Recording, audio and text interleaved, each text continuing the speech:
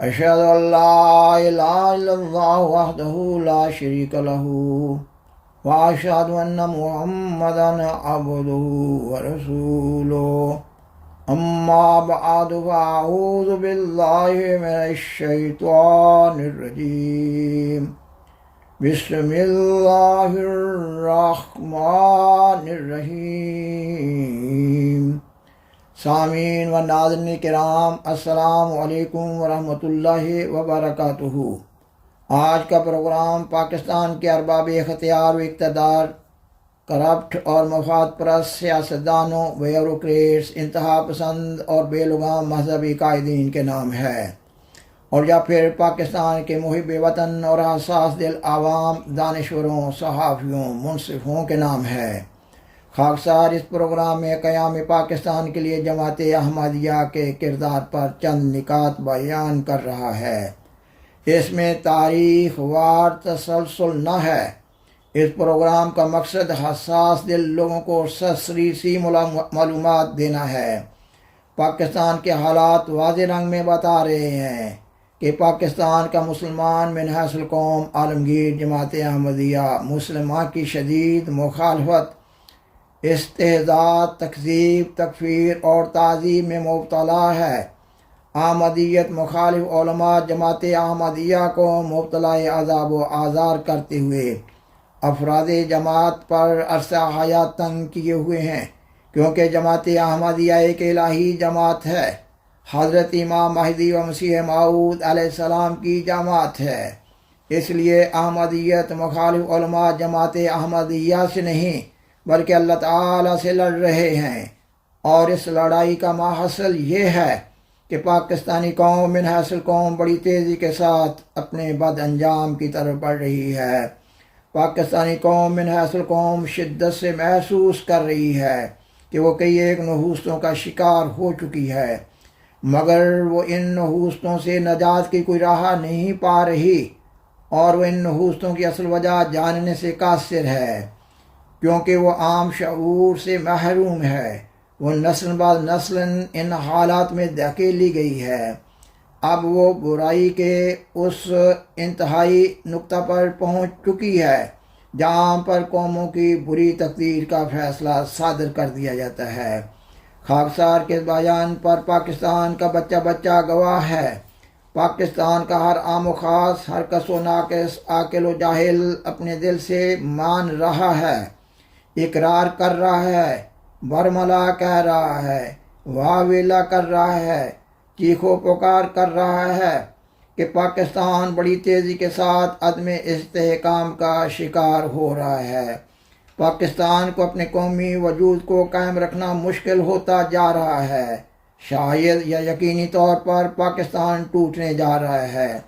بعض مفسرین حالات حاضرہ اور تجزیہ نگار اس نا امیدی کے ماحول میں یہ ناپسندیدہ آواز بلند کرتے نظر آ رہے ہیں کہ قائد اعظم محمد علی جناح نے پاکستان بنانے میں غلطی کی، یا یہ کہ قائد اعظم محمد علی جناح نے پاکستان میں اسلامی نظام کے نفاذ کے وعدہ پر مسلمانوں سے ووٹ لیے اور پھر اسلامی نظام نہ لائے، لہذا انہوں نے مسلمانوں کو دھوکہ دیا اور مسلمانوں سے جھوٹ بولا۔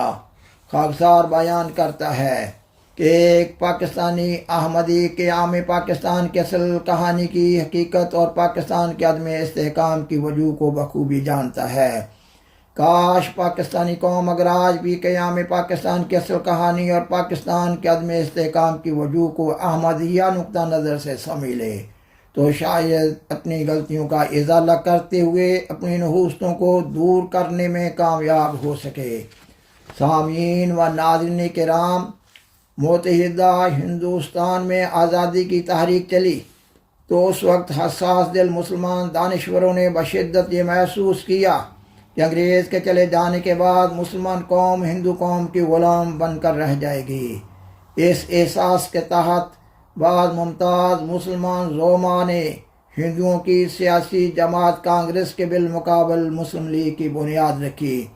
حضرت امام جماعت احمدیہ سیدنا حضرت مرزا بشیر الدین محمود احمد رضی اللہ تعالی عنہ اپنی اوائل خلافت سے یعنی 24 سال کی چھوٹی سی عمر میں ہی ہندوستان کے مذہبی اور سیاسی رہنماؤں کی نظر میں نہایت قدر کی نگاہ سے دیکھے جانے لگے تھے۔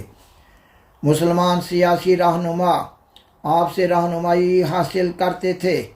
مثلاً تاریخ احمدیت جلد چہارم کے حوالے سے بیان کیا جا رہا ہے کہ آپ نے مسلمان زعماء کی درخواست پر 11 ستمبر 1927 عیسوی کو شملہ میں 3 گھنٹہ تک مسلمانوں کی انفرادی اور قومی ذمہ داریوں پر خطاب فرمایا۔ اس اجلاس میں بڑے بڑے ممتاز زعماء جیسا کہ قائد اعظم محمد علی جناح صاحب، سر ذوالفقار علی خان صاحب، مولانا شوکت علی صاحب اور محمد علی جوہر صاحب بھی شامل تھے۔ ایک وقت آیا کہ قائد اعظم محمد علی جناح مسلم لیگ کے سربراہ مقرر ہوئے۔ کانگریس کے انتہا پسند ہندو لیڈروں نے قائد اعظم محمد علی جناح کو ان کے مقاصد میں ناکام بنانے کے لیے کانگریس نواز مسلمان علماء کی خدمات حاصل کی، اور پھر کانگریس نواز مسلمان علماء نے ہندوستان کے مسلمانوں کو قائد اعظم کے خلاف خوب ابھارا۔ مسلمان علماء اپنے بے ہنگم جتھوں کے ساتھ مل کر قائد اعظم محمد علی جناح کا ہندوستان میں عزت کے ساتھ جینا دوبر کر رہے تھے۔ نومبر 1930 عیسوی سے لندن میں گول میز کانفرنسز کے انعقاد کا آغاز ہوا۔ ان کانفرنسز میں ہندوستان کی آزادی اور آزادی کی نوعیت اور مسلمانوں کے حقوق کے تحفظ پر بحث ہونی تھی۔ حضرت امام جماعت احمدیہ کی ہدایت پر جماعت احمدیہ کے عظیم سپوت حضرت سر چودھری محمد ظفر اللہ خان صاحب گول میز کانفرنسز کے ہر اجلاس میں شامل ہوتے رہے۔ اس وقت متحدہ ہندوستان کے اخبارات میں آپ کی ان خدمات پر آپ کو خراج عقیدت پیش کیا جاتا رہا۔ علامہ ڈاکٹر محمد اقبال صاحب ان کانفرنسز کو چھوڑ کر ہندوستان واپس آگے۔ قائد اعظم محمد علی جناح بھی کانگریس نواز مسلمان علماء کے رویہ سے بدل ہو چکے تھے، اور انہوں نے بھی گول میز کانفرنس کے اختتام پر لندن میں ہی بود و باش اختیار کر لی۔ سامعین و ناظرین کرام، تاریخ احمدیت جلد نمبر 6 صفحہ 102 تا 105 کے حوالے سے بیان کیا جا رہا ہے۔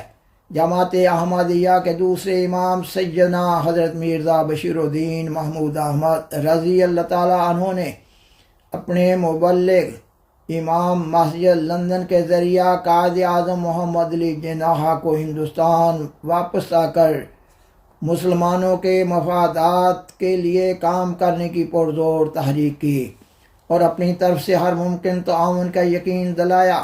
لہذا اپریل 1933 عیسوی میں عید الاضحیٰ کے دن احمدیہ مسجد فضل لندن میں منعقدہ ایک تقریب میں قائد اعظم محمد علی جناح نے ہندوستان میں واپس آنے اور مسلمانوں کے مفادات کے لیے کام کرنے کا اعلان کیا۔ قائد اعظم محمد علی جناح نے ہندوستان واپس آ کر مسلمانوں کی نمائندہ سیاسی جماعت مسلم لیگ کی تنظیم نو کی، اور پھر متحدہ ہندوستان کی آزادی کی تحریک کی کھوک سے دو قومی نظریہ پیدا ہوا، اور پھر دو قومی نظریہ سے قیام پاکستان کی تحریک نے جنم لیا۔ جب پاکستان کی تحریک آگے بڑھ رہی تھی تو کانگریس نواز مسلمان علماء بھی قائد اعظم اور مسلم لیگ کے خلاف حسب سابق زیادہ متشدد ہوتے جا رہے تھے۔